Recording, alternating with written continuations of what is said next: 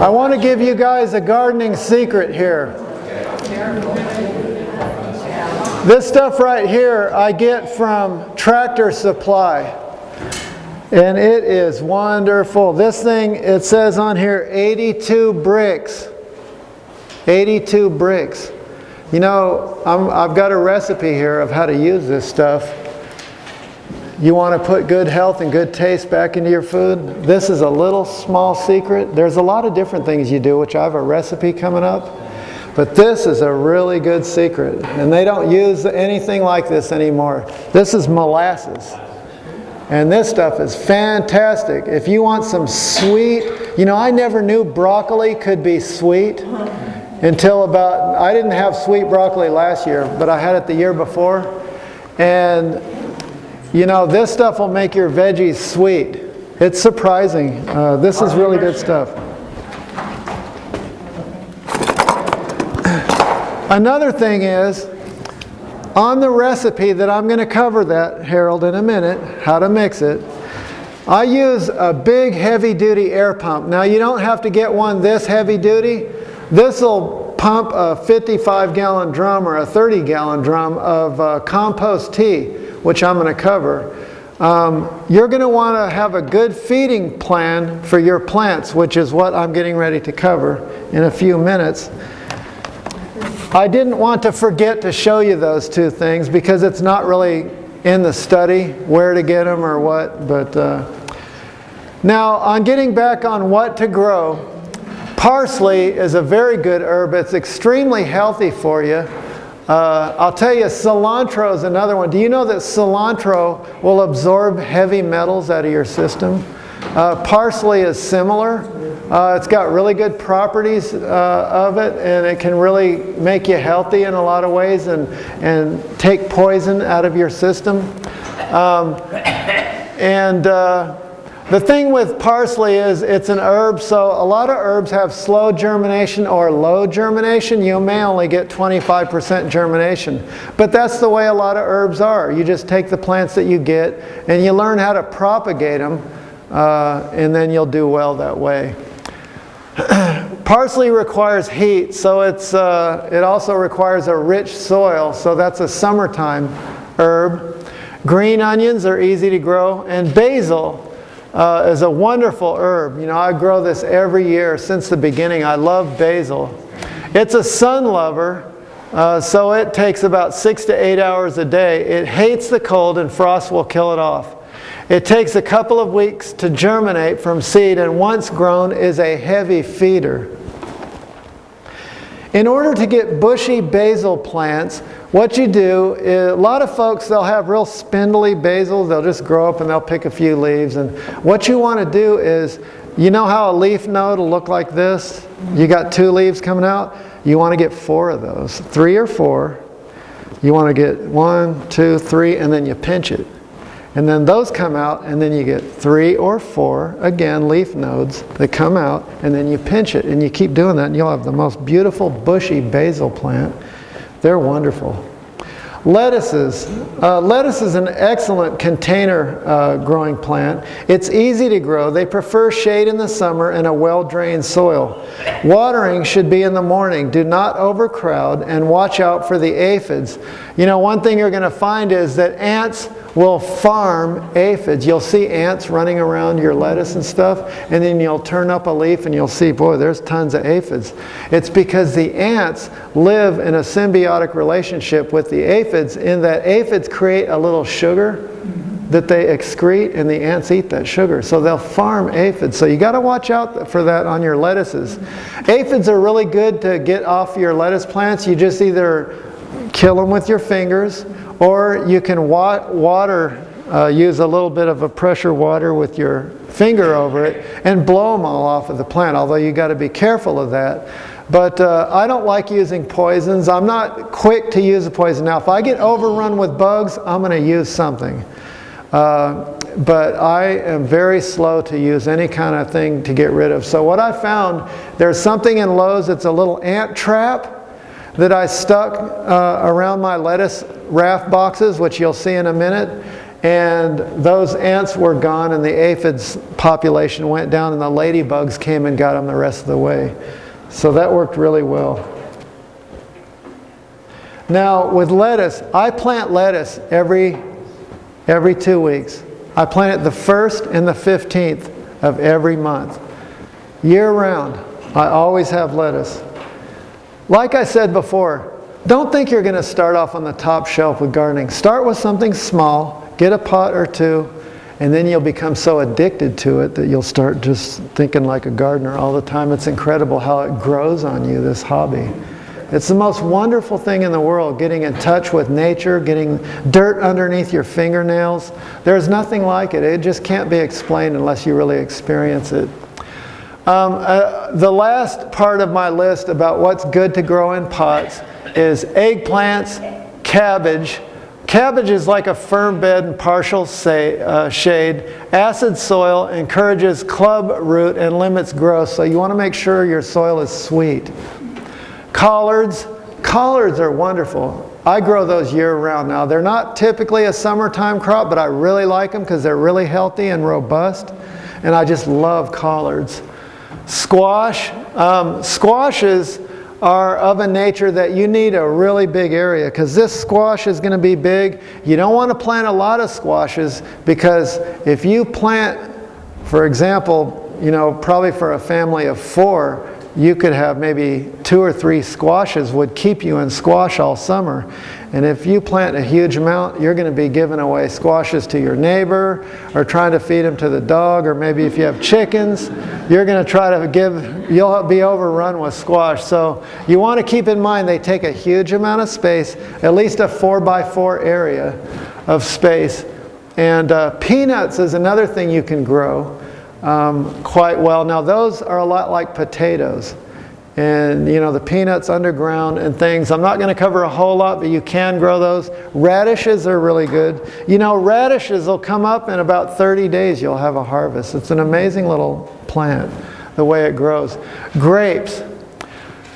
Growing grapes does require a little prep work. The first couple of years should involve training a framework of vines, tying the side branches horizontally but not too tightly, as this can affect later growth.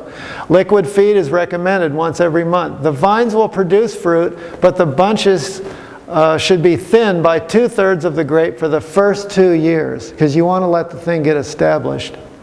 The first harvest, plan on the 3rd year being the first for really usable fruit. My grape plants are about 3 years old this year, so I'll finally get a little bit of a harvest off of them. At the beginning of that year, mulch with well-rotted manure and no longer add liquid feed over the summer. When the bunches form, this time thin each cluster by 1/3. In late July, remove some of the foliage from around the grapes to allow them greater sunlight. Another thing you're doing is allowing the air to pass in the leaves. You don't want huge bunches of leaves. A lot of times that creates tremendous problems with a lot of plants. What not to grow in pots: asparagus, pumpkin, rhubarb, pomegranates, and fast-growing trees. I don't know many people that would try to grow some of those things, but I thought I would throw that in there. Asparagus is a perennial, and it's not good at all for something like that. Now, for feeding, I'm going to cover a feeding schedule now on your potting plants. And this is a formula that I've developed over years of experience. But in a pinch, if I want to just get some fertilizer down into my grow boxes, and I don't have a whole lot of time, this is a wonderful product. This Harmony, and it's organic, it's certified by Omri, and that stuff's wonderful. It's basically, it's aged chicken manure, and it's been processed, it's granular. You just throw it down a little bit on your beds. And that's what I'll do. I'll just throw it by hand on the beds, because a lot of times I don't have time. Unfortunately, when you work, sometimes you only got 5 minutes to get a job done. And I'd love to be a rocket scientist on every little job I have to do, but I can't be. So I use that. That's a good crutch. But here is the secret that I've been wanting to share with you guys. This is, we discussed during the first class the weekly plant feeding of container plants. Now, I had mentioned to you to use this particular, where's my pointer? Use this particular mixture. In the first class we covered this, urea, nitrogen, potash, and bone meal. The bone meal you get from Lowe's, the potash and urea, nitrogen you get from Southern Ag in Hendersonville. And you just use 1 part, 2 parts by volume. I just use a little cup. And you want to put 1 level tablespoon per 5 gallon of water. Don't put more than that. And I had mentioned during the winter you use it every time you water. Well, the thing is, in the winter you're only going to be watering like once a week, if even that, because the plants aren't going to require that much. It's wintertime. But in the summertime it's a little different. In the summertime you want to use this weekly plant feeding. You want to do both of them every week. And a lot of your plants, like the tomato plants, they're going to want to be flat watered every day, because tomatoes will take up some water. So we've already covered that in the first class. I'm not going to cover that too much. I just want to reiterate that you do still need to use that. That's an excellent mixture.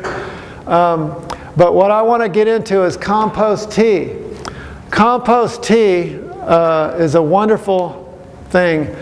What I do is the 1 or 2 bubbler method. It depends on how much time I have at the time and to whether I'm going to add a bag of compost or not. But you don't have to. What you can do is you can mix up this mixture, fish emulsion, and I get browns over in 5th season. This browns here, I get a 5 gallon bucket. It lasts me 1 or 2 years. And some of you guys' garden will be small. It'll last you 4 or 5 years. It doesn't go bad. It's just fish emulsion. It's hydrolyzed fish. And basically, you use 2 tablespoons per 5 gallon bucket of this. I put a shovel full of cured compost in a 5 gallon paint strainer with bubbler is optional. That's if you have time and you really want to soup up your mixture. But you can get a really good mixture with this only without the cured compost. If you don't have a lot of time and you just want to make it up, let it steep for a day and then spray your plants with it or water your plants with it, it's perfectly good. That's what you want to do to feed your plants. So this is all organic. You use molasses, 2 tablespoons. That's where I showed you this big thing of molasses that I bought at Tractor Supply.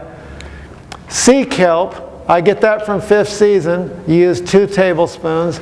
Now that's a water-soluble sea kelp. Although I have sea kelp now left over from the garden that's not water-soluble, I don't care. I'll throw it in there. Because what it's for is, it's for micronutrients, and it attracts this mixture, Epsom salt, 2 tablespoons. You put a bubbler in it. You go buy a fish tank aerator and put one of those little long, have you ever seen those little long aerator things? Called a stone. You put on the end of it and it creates bubbles in the water. You do that for 24 or 48 hours in a 5 gallon bucket here of this mixture, and you will grow life. You'll grow microbial activity, and you'll grow all kinds of life on the soil. Now there's an organic farm near here called Living Web Farms, and he said that he controlled late blight for a while using compost tea. Now the late blight finally did come and kill his tomato plants, but he said he was able to control it for a while with this. And the theory was, what he said happened was that this stuff is so full of life that when you spray your plant leaves on it, there's no room for that fungus to get on that leaf and start killing it, because the life is there. It's sort of like weeds. You know, you have a real hard time growing something if something's already there. You follow me? The reasoning? So I know this works really well. And there's a quick way, or if you want to use manure and take a little slower in the manure, with the compost, in a bag, you use a paint strainer bag, you put a bubbler in there as well.